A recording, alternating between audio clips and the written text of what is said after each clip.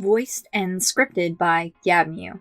Welcome to Senchigami Top 10s. This week I'm going over the top 10 JRPG villains. This selection of characters is not numbered in any specific order, and I tried to include something for everyone.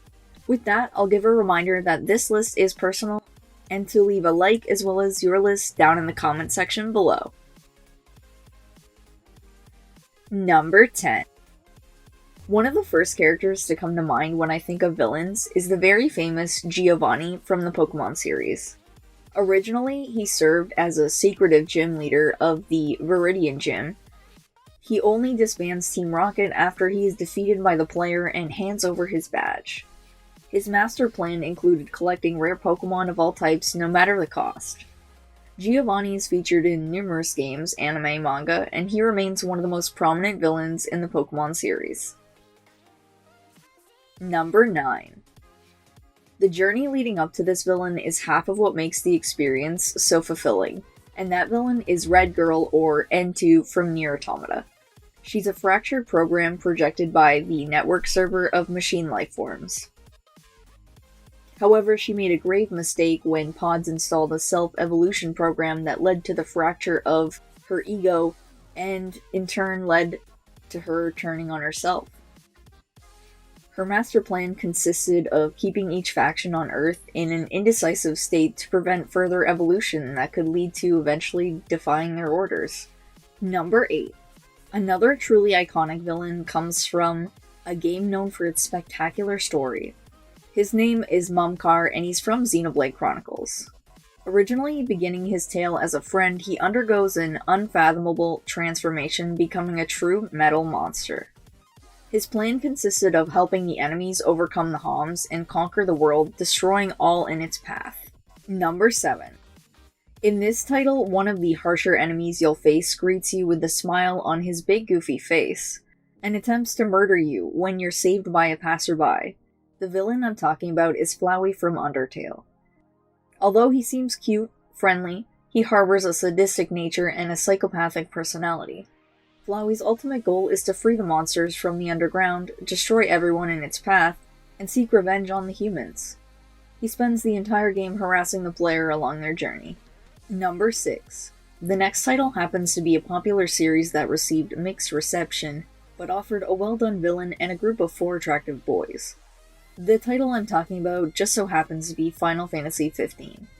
Arden spends the majority of the game popping in at random moments to harass the player, until you learn of his darker intent.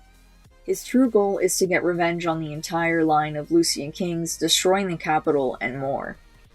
Number 5. Final Fantasy offers up many great options for villains, but another one of the most iconic characters out there is Sephiroth. He's the antagonist featured in Final Fantasy VII. His utmost goal consisted of obtaining the powers of a god and destroying the world he once knew by absorbing its life energy. For the majority of the game, he spends his time teasing the protagonist until they finally meet in battle. Number 4. Yhvh is in many different Shin Megami Tensei titles, depicted in many different ways, but is always known as God. Depending on which title you play, you may save the universe with the help of God, destroy it, or leave it as it has always been. Regardless of which title you pick, there is always a chance of an unfit god, so stay on your toes. Number 3. When it comes to iconic villains, this one definitely does not fall short. He's battled through many different generations against many different warriors, and continues to represent as the master wielder of power. That villain is Ganon from the Legend of Zelda series. His master plan is to stop Link and to take over the entire universe. Number 2. Our villain in this title covers himself as a suave detective working on an intricate case. The villain I'm talking about is Akechi from the Persona series. Originally, you see him as a friend, but slowly the tides will turn and you'll see the true side of his villainous ways. Akechi's ultimate plan consisted of murdering his father, Joker, and sneaking away unscathed.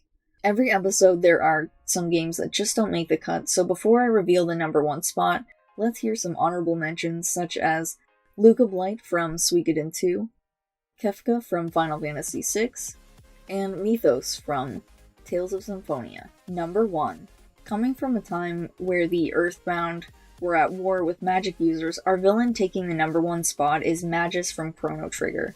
Unfortunately, due to his upbringing, he turns to allegiance with the monsters and wages war against the humans. His ultimate goal in the end was to summon Lavos and seek revenge for the pain caused. That finishes off our top 10. Remember to check out Senchigami's website and follow us on Twitter, Instagram, and Facebook. Make sure to join our Discord. This is where we play games, watch movies, and anime, as well as meet some awesome people. Let us know what you thought of the list down in the comment section below, along with your personal top 10. Thank you once again for watching the video, and I'll see you in the next one.